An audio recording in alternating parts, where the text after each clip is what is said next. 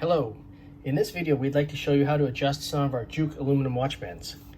So here we go, we take it out of the packaging, and on one end of the EVA foam inside you'll notice a ribbon, and at the end of this ribbon, once you pull it out, is the adjustment tool.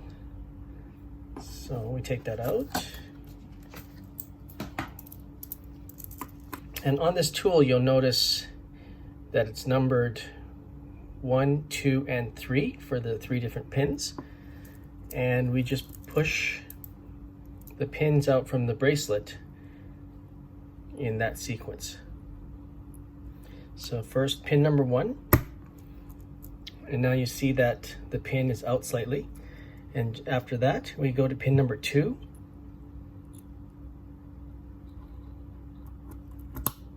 once you hear that click, then it unlocks, and I'll explain that unlock a bit later. So now as we take it out, you'll notice that a little tube also pops out, so don't lose that. So let's try to take 2 links out. So again, pin number 1, just to get it out a little bit, and then pin number 2 to unlock it.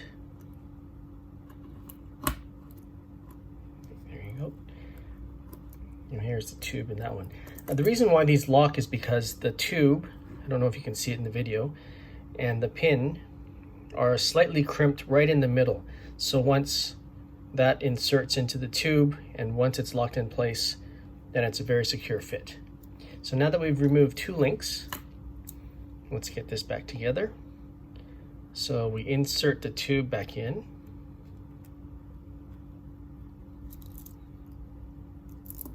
Just take one of the pins back. And once we get it in to the point where we can't push it in any longer with our fingers, we'd recommend that you line up the pin here with part of the logo here, so that at least there's a slightly recessed surface, so it's not going to be sliding around. And we find that works quite well. So you just push it back once the bracelet is lined up, and it's all done, so it looks, and everything looks flush. But again, because the pin and the tube need to lock, that's where pin number 3 comes in.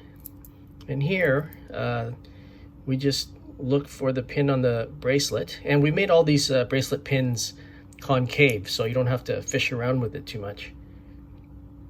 So now we just find that little pin and just a little snap. And then that guarantees that the pin and the tube are locked back into place. And now we're done.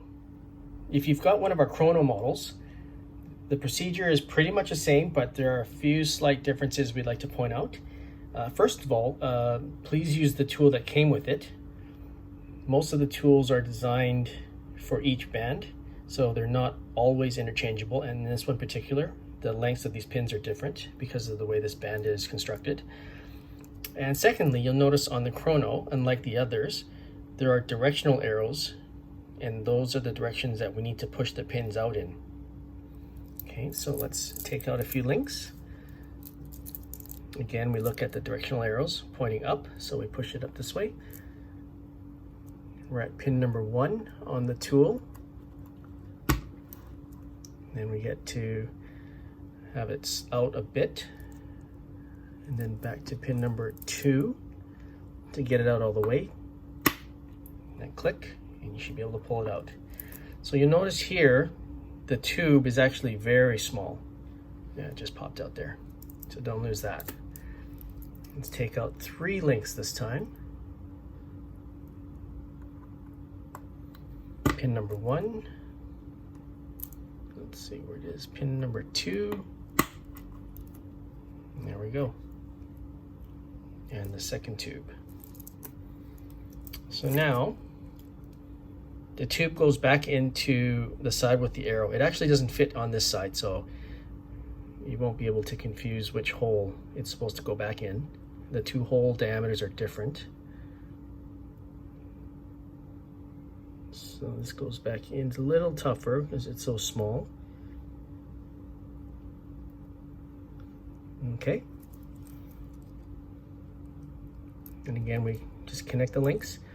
And one other thing to note is that unlike the other models where the crimp on the pin is in the center, in the middle. This crimp is actually near this side. So this must go in first in the opposite direction now of where the arrow is pointing to.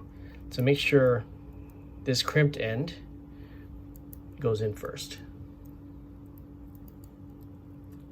just to make sure that it locks with that tube lower down in the link. So again, line the links up, push it through, and it's quite flush, but we still need to finish it off with pin number 3 on the tool.